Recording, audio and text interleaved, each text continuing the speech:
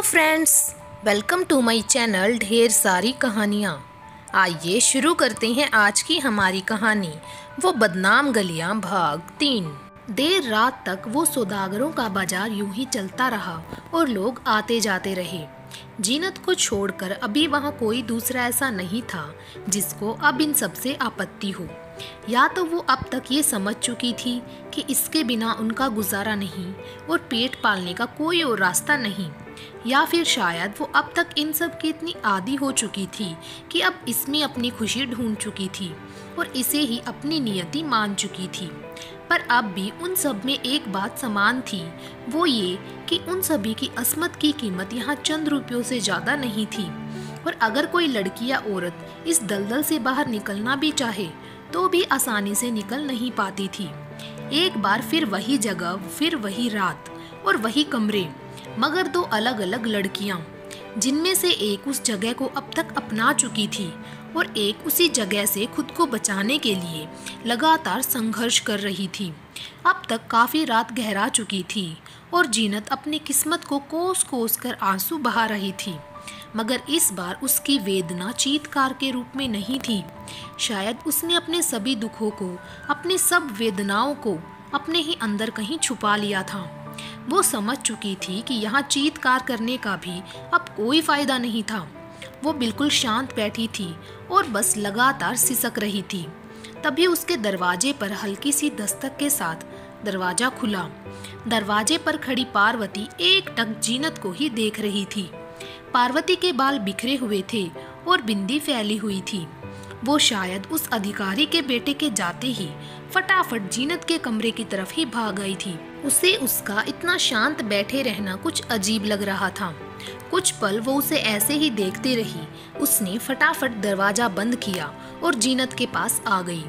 जीनत ने अपनी साड़ी को अपने ऊपर अच्छे से लपेटा हुआ था और बिल्कुल शांत बैठी हुई थी। अपने आने के बाद भी उसको इतना शांत देखकर पार्वती उसे झकझोरते हुए बोली, जीनत तुम ठीक तो हो ना? जीनत ने नज़र उठाकर एक पल उसकी तरफ देखा और उसके आंखों से ढेर सारे आंसू उसके चेहरे पर लुढ़क आए। उसके चेहरे पर जगह जगह चोट और थप्पड़ों के निशान थे, जिनसे शाकाल की बर्बरता साफ झलक रही थी। हमें माफ़ कर दो जीनत, हम कुछ नहीं कर सके तुम्हारे लिए, पार्वती ने संवेदना प्रकट करते हुए कहा। उसकी आंखें भी आंसुओं से भरी हुई थी। कोई बात नहीं पार्वती, तुम कर भी क्या सकती थी, अब तो यही मेरी नियति है। तुमने जितना किया अब तक वही बहुत ज़्यादा है यहाँ तो मेरे लिए, जीनत धीरे से बुदबुदाई। उसकी आवाज़ भरी भरी थी और दर्द से बीच बीच में टूट रही थी। यह देख पार्वती घबरा गई। उसे जिस बात का डर था वो हो चुका था। उसने जल्दी से उसके ऊपर से साड़ी खींचकर एक तरफ फेंक दी और जीनत के शरीर को देखते ही जोर जोर से रो पड़ी। उसका शरीर ताजे जख्मों से भरा पड़ा था। जगह जगह दांतों के निशान थे और पीटने के कारण शरीर भी पूरा लाल हो चुका था। उसे देखकर साफ पता चल रहा था कि उसने आज काफी संघर्ष किया था खुद को बचाने के लिए, जिसके बदले उसे ये सजा मिली थी। क्यों किया तुमने ऐसा? क्यों किया प्रतिरोध? क्यों किया जीनत? देखो क्या किया उसने, और इससे मिला क्या तुमको सिवा तकलीफ के? कुछ भी नहीं। बोलो, बचा पाई खुद को? नहीं ना। पार्वती अब रोते रोते जीनत पर अपना गुस्सा जता रही थी, मगर जीनत अभी भी बिल्कुल चुप थी और बस लगातार सिसक रही थी। हाँ, बीच बीच में उसके शरीर से उठता दर्द उसके चेहरे पर आ ही जाता था। उसकी ऐसी हालत देखकर पार्वती को अंदर ही अंदर बहुत वेदना हो रही थी और कहीं ना कहीं वो खुद को भी इन सब का जिम्मेदार मान रही थी, क्योंकि आज वो जीनत की कोई मदद नहीं कर पाई थी। जीनत को अभी भी इतना शांत देख वो फिर से बोली, तुम समझ क्यों नहीं रही जीनत? अब सब कुछ बहुत पीछे छूट चुका है। अब कुछ वापस हासिल नहीं होगा और ना ही हमारी किस्मत इतनी अच्छी है। और अगर मान लो मिल भी गया सब, तो भी क्या समाज अब हमें अपनाएगा? बिल्कुल नहीं। अब हमें कोई भी उस इज्जत भरी नज़र से नहीं देखेगा जो असल में एक औरत की होती है। बाहर भी तो भूखे भेड़िए ही बैठे हैं ना, यहाँ से बच भी गई तो बाहर नोच खाएंगे। समझो इस बात को तुम। देखो क्या हाल कर दिया उसने तुम्हारा। मान जाओ जीनत, क्यों अपनी जिंदगी और ज्यादा नरक बनाने पर तुली हो। यह कहकर रोती हुई पार्वती ने उसे अपने गले लगा लिया और फिर काफ़ी देर तक दोनों ऐसे ही गले लगे लगे सिसकती रही। सुबह के 5 बज रहे थे। पार्वती ने अब तक उसके घावों पर मरहम लगाकर उसे सुला दिया था। बहुत ज़्यादा थकान के कारण वहीं बैठे बैठे उसकी भी आंख लग गई थी। जीनत के जख्मों को देखकर उसके पुराने घाव हरे होने लगे थे। जब जब भी वो बहुत तनाव में होती थी, उसे सोते समय बार बार वही स्वप्न दिखाई देता था। जब वो महज 10 साल की थी और उसकी आंखों के आगे उसका लगभग पूरा परिवार खत्म हो गया था। वो बात अलग है कि वक्त के साथ साथ अब यादों पर धुंधलापन आने लगा था। स्वप्न के चलते चलते पार्वती के चेहरे के हाव भाव भी साथ साथ अदल बदल रहे थे। उसके माथे पर पसीना झलक रहा था और घबराहट में होंठ सूख चुके थे। एक 10 साल की बच्ची सुबकते सुबकते पलंग के नीचे से सरककर बाहर निकली और कमरे का नजारा देखते ही उसके मुंह से चीख। पार्वती एक बार फिर चीख कर उठ बैठी। वो पूरी तरह पसीने से तर थी और उसकी सांसें तेज तेज चल रही थी, मगर इस बार कोई और भी था जो उसकी उस दर्दनाक चीख का साक्षी था और चीख सुनकर उठ बैठा था। क्या हुआ पार्वती, तुम ऐसे क्यों चीखी? तुम ठीक हो? जीनत ने घबराई हुई पार्वती को देखकर पूछा। पार्वती ने हाँ में गर्दन हिलाकर उत्तर दिया। फिर उसने घड़ी की ओर देखा। सुबह के 3 बज रहे थे। अरे मेरी यही आंख लग गई थी, जाती हूँ मैं, तुम भी अपने कामों से निपट लो, फिर आती हूँ। पार्वती ने जीनत से नजरें चुराते हुए कहा, फिर तेजी से उठकर बाहर निकल गई। जीनत प्रश्न भरी नजरों से बस उसे जाते देख रही थी। अपने कामों से निपटकर जीनत काफी देर पार्वती का इंतजार करती रही।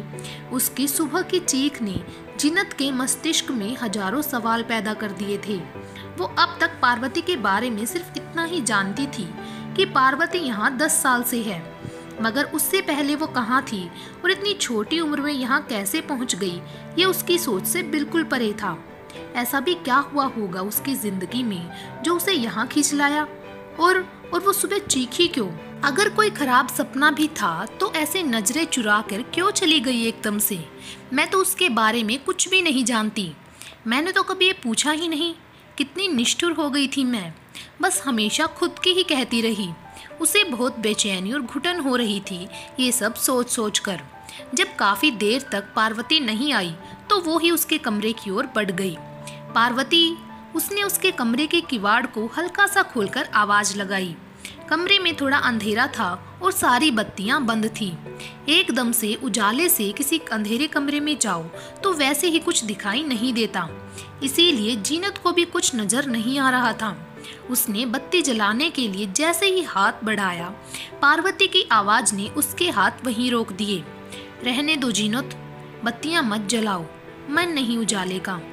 कुछ देर जीनत वहीं खड़ी कमरे में देखने की कोशिश करने लगी। कुछ मिनट बाद उसे भी कमरे में सब कुछ सामान्य तौर पर दिखने लगा था। पार्वती कमरे में एक कोने में चुपचाप जमीन पर बैठी हुई थी। जीनत भी चुपचाप ही उसके करीब ही जाकर बैठ गई। काफी देर कमरे में शांति छाई रही। तुम तो बहुत समझदार हो, मुझे भी इतना समझाती रहती हो, फिर आज इस अंधेरे की जरूरत क्यों पड़ रही है तुमको, वो भी मुझसे अपने आंसू छुपाने के लिए? ऐसा क्या है पार्वती, मैं भी तुम्हारे बारे में जानना चाहती हूँ। जीनत ने कमरे में पसरी खामोशी को तोड़ते हुए कहा। तो उसे पार्वती की एक सिसकी सुनाई पड़ ही गई। जो बाहर से बहुत मजबूत दिखता है वो अंदर से भी उतना ही मजबूत हो, ये जरूरी तो नहीं। पार्वती ने अपने आंसू पोंछते हुए जीनत की तरफ देखते हुए कहा। तो जीनत बोली, हाँ जानती हूँ, इसीलिए तुम्हारा दुख बांटना चाहती हूँ, इसीलिए सब जानना चाहती हूँ तुम्हारे बारे में, तुम्हारे अतीत के बारे में। कौन सा अतीत?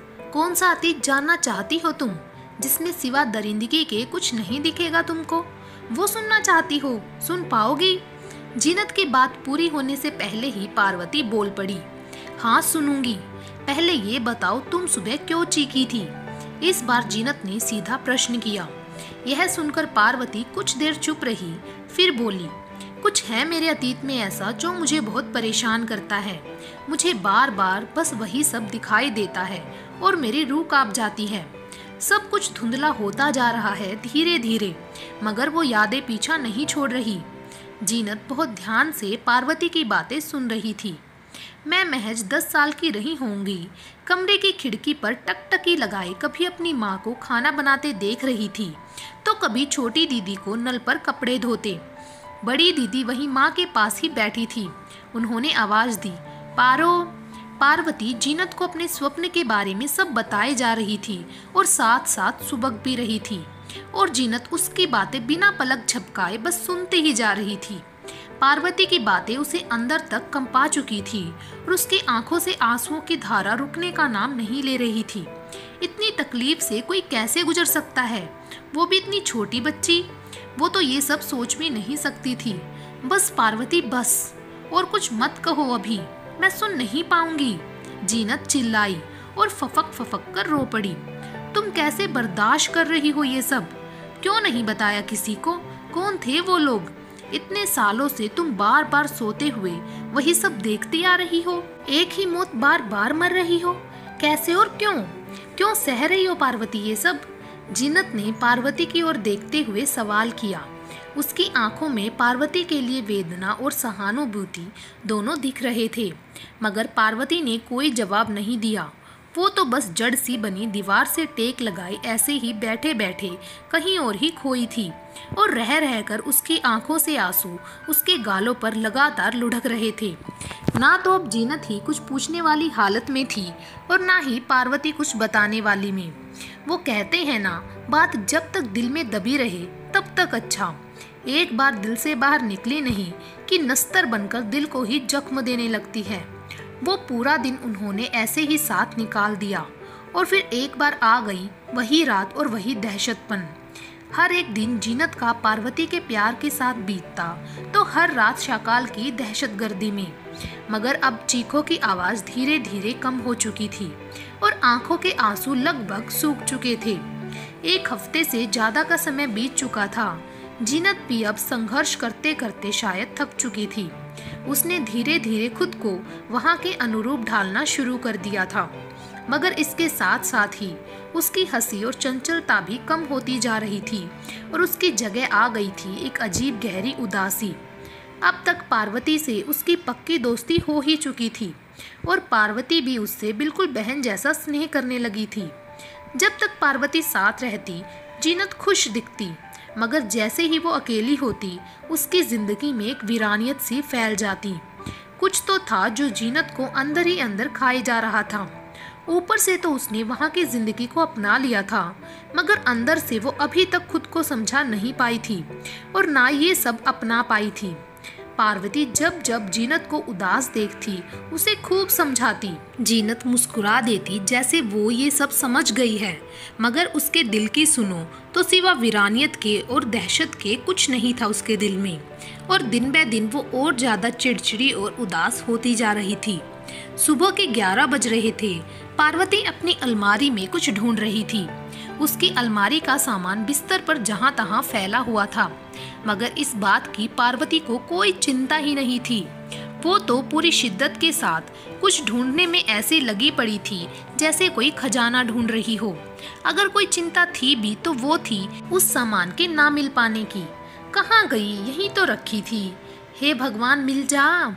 उसके चेहरे पर परेशानी झलक आई थी। तभी उसका हाथ किसी चीज से टकराया और उसके चेहरे पर एक अलग सी चमक और बड़ी मुस्कुराहट आ गई। मिल गई। उसके हाथ में एक छोटी सी पोटली थी जिसे देखकर वो फूली नहीं समा रही थी। तभी पार्वती के दरवाजे पर एक दस्तक हुई। आ जाओ, दरवाजा खुला है। पार्वती ने दरवाजे की तरफ झांकते हुए कहा और पोटली एक तरफ संभाल कर रख दी। दरवाजा खुला और सामने जीनत खड़ी थी। उसने हरे रंग की साड़ी पहनी हुई थी जो काफी सलीके से बंधी हुई थी। अरे वाह, तुमको तो बहुत अच्छे से आ गई साड़ी बांधना। पार्वती ने जीनत को देखते ही अपनी उंगली का इशारा करते हुए वाह कहा, तो जीनत के चेहरे पर एक मुस्कान बिखर आई। सच्ची? क्या वाकई में? वो थोड़ा खिलखिलाते हुए बोली और बार बार इधर उधर घूमकर अपनी साड़ी को निहारने लगी। हाँ सच्ची। वैसे एक बात तो माननी पड़ेगी, तुम वाकई बहुत होशियार हो और तुम्हारे सीखने की क्षमता भी जबरदस्त है। इतनी जल्दी सीख लिया देखो सब कुछ। पार्वती ने खिलखिलाते हुए कहा तो जीनत पहले तो खुशी से खिलखिलाई, मगर फिर एकदम से मुरझा गई। और चुपचाप बेड के किनारे पर मुंह लटकाकर बैठ गई। उसे ऐसे उदास देख पार्वती भी उसके करीब ही बैठ गई और बोली, अरे अब क्या हुआ, इतना उदास क्यों हो गई? ओफो, तुम भी ना, अभी तो खिलखिला रही थी, फिर एकदम से क्या हो गया? मैंने कुछ गलत कहा क्या? पार्वती ने उसकी ठुड्डी पकड़कर उसका चेहरा ऊपर करते हुए ऐसे कहा जैसे एक माँ अपने बच्चे को प्यार से मनाती है। पार्वती की बात सुनकर जीनत थोड़ा रुआंसा होकर धीरे से बोली, सही ही तो कहा तुमने, देखो कितना जल्दी सीख लिया मैंने सब कुछ। हाँ, सब कुछ ही तो सीख लिया मैंने, अब बचा भी क्या है? कहते हुए उसकी आंखें भर आई। हे भगवान, ये लड़की भी ना, मेरा वो मतलब नहीं था जीनत, तुम पता नहीं बात को कहाँ ले गई। अच्छा एक बात बताओ, जो भी हमारी जिंदगी का कड़वा सच है वो हमारे से अलग तो नहीं ना? फिर उसे सीखने ना सीखने वाली बात कहाँ से आ गई? तुम हर बार यही कहती हो मुझसे कि मैं अब ठीक हूँ और हर बार मैं ये बात मान भी लेती हूँ, मगर पता नहीं क्यों मुझे लगता है तुम मुझसे झूठ बोलती हो। तुम अंदर से ठीक नहीं हो, परेशान हो बहुत। मैं कितना भी समझा लूँ तुमको, तुम फिर वहीं लौट आती हो। ऐसे तो तुम डिप्रेशन में चली जाओगी जीनत। इतना परेशान मत हो, प्लीज़ मत करो ऐसा, ये ठीक नहीं है तुम्हारे लिए। पार्वती ने उसे फिर समझाया। पार्वती की बात सुनकर जीनत ने गर्दन हिलाई। क्या अब अगर दोबारा ऐसे मुंह बनाया तो देखना। वैसे देखो तो कितनी प्यारी लग रही हो आज, चलो मुस्कुराओ। पार्वती ने उस पर अपना प्यार उड़ेलते हुए कहा। यह सुनकर जीनत के होठों पर फिर से मुस्कान तैर गई। उस वक्त पार्वती ने उसे हंसा तो दिया, मगर उसके व्यवहार में दिन ब दिन होते परिवर्तनों से कहीं ना कहीं जीनत को लेकर उसकी चिंता बहुत ज़्यादा बढ़ गई थी। वैसे तुमने पूछा नहीं मुझसे कि सुबह सुबह मेरा सामान ऐसे क्यों बिखरा पड़ा है? पार्वती ने उसका ध्यान बटाने के इरादे से बात बदली। क्यों? जीनत ने आश्चर्य से पूछा। क्योंकि मैं कुछ ढूंढ रही थी। पार्वती अपनी खुशी का इजहार करते हुए बोली। क्या ढूंढ रही थी तुम? जीनत ने उत्सुकता के साथ पूछा। ठहरो दिखाती हूँ। पार्वती खुद बहुत ही ज्यादा उत्सुक हो रही थी। वो तेजी से उठकर वो पोटली उठाकर ले आई और मुस्कुराते हुए जीनत को दिखाते हुए बोली, ये, अरे वाह, ये क्या है इतनी छोटी सी पोटली में? जीनत का उत्साह अब दुगना हो चुका था और उस पोटली को देखकर उसकी आंखें और बड़ी बड़ी फैल गई थी। मेरे बचपन की यादें हैं इसमें, पार्वती ने एक अलग ही खुशी के साथ कहा। ये कहते कहते उसके चेहरे की चमक दोगुनी हो गई थी। बचपन की यादें? जीनत के चेहरे पर प्रश्न भरे भाव आ गए थे। फिर पार्वती ने फटाफट वो पोटली खोली और जैसे ही जीनत को दिखाई, जीनत खुशी से रोमांचित हो उठी और उसके मुंह से खुशी के मारे निकला, अरे वाह, इतनी छोटी छोटी पायल और बालियां, ये तुम्हारी है पार्वती? सच में? हाय कितनी प्यारी है ये तो, है ना, बहुत प्यारी है ना? पार्वती ने चहकते हुए कहा। यादें हैं ये हमारे बचपन की और किसी खजाने से कम नहीं है ये हमारे लिए। ये कहकर पार्वती मुस्कुराई। मगर ये आई कहाँ से तुम्हारे पास? जीनत अब तक बहुत एक्साइटेड हो चुकी थी। अरे बुद्धू, ये हमने पहनी हुई थी ना जब हम आए थे यहाँ, तो हमारे पास ही होंगी और कहाँ जाएंगी? पार्वती ने मुस्कुराते हुए उसके माथे पर हल्का हाथ से चपत मारते हुए कहा। तो जीनत मुस्कुरा पड़ी। अरे हाँ, हम तो भूल ही गए थे। पता है, जब बाबा हमारे लिए पाजेब लाए थे ना, जब हम सिर्फ 9 साल के थे, हमें ये इतनी अच्छी लगी थी कि हम इसे कभी उतारते ही नहीं थे। जब हम थोड़ा बड़े हुए तो ये हमारे छोटी आने लगी, मगर फिर भी हमने नहीं उतारी। कई बार तो इसके कारण हमारे पैर में घाव भी हुए, फिर भी हम पहने रहे। हमारे माँ बाबा की आखिरी निशानी थी ये हमारे पास। मगर हम बुद्धू ये ना समझे कि कितनी भी कोशिश कर ले, उतारनी तो पड़ेंगी ही एक दिन। बेकार ही इतने जख्मों का दर्द सहा। देखो अभी भी तो है हमारे पास, बस पहन ही तो नहीं सकते। पार्वती खिलखिलाते हुए जीनत को अपने बचपन की यादें बता रही थी, जिसे सुनकर जीनत भी मुस्कुरा पड़ी। कुछ और बताओ ना अपने बचपन के बारे में, जीनत ने उत्सुकता से कहा। ज़्यादा कुछ तो हमें भी याद नहीं है अब, मगर हाँ कुछ यादें हैं अभी भी हमारे जहन में, जो हम शायद कभी ना भूलें। पार्वती ने मुस्कुराते हुए कहा। क्या यादें, बताओ ना फिर? जीनत बोली। विज्जी याद है हमें। ये कहते कहते पार्वती की जोर से हंसी छूट गई। अरे अब ये कौन है? बड़ा अजीब नाम है। ये कहकर जीनत भी हंसने लगी। काफ़ी देर तक दोनों यूं ही हंसते रहे। फिर पार्वती खुद को संभालते हुए बोली, अरे ये नाम नहीं था उसका कि हम उसे बोलते थे। नाम तो कुछ और ही था, वो हमें नहीं याद क्या था। मगर हम छोटे थे ना, तो शायद गलत बोलते होंगे। मगर देखो, यही याद रह गया। वैसे वो उम्र में बड़ा था हमसे कुछ 1 साल, मगर हम उसका नाम बिगाड़ दिए थे ना, तो इसीलिए वो भी गुस्से में हमको तोतली कहकर बुलाता था। पार्वती ने अपने यादों के गलियारे में झांकते हुए जीनत से हंसते हुए कहा, दोस्त था वो तुम्हारा? जीनत ने उत्सुकता से पूछा। पता नहीं क्या था, पर कुछ तो नाता था उससे। और ये कहकर पार्वती अपने बचपन की यादों में खो गई। आज की कहानी यहीं पर समाप्त करते हैं। बाकी की कहानी आपको मिलेगी भाग नंबर 4 में। तब तक के लिए हमसे जुड़े रहें और ऐसे ही प्यार बनाए रखें। Thank you.